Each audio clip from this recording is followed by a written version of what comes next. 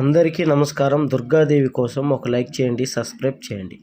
మేషరాశి వారు చాలా అదృష్టవంతులు. వారికి 2 కోరికలు తీరబోతున్నాయి.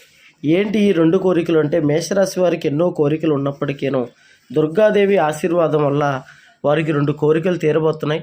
ఏంటి ఆ 2 కోరికలు అంటే, మొదటి కోరిక వచ్చి వారు కోరుకున్నటువంటి డ్రీమ్ బైక్ లేదా కారు కొనుక్కునేటువంటి అవకాశం, వారి యొక్క కోరిక కుటుంబ సమస్యల వల్ల వెనక్కి వెళ్ళిపోతుంది. అది నెరవేరేటువంటి అవకాశం రాబోతోంది.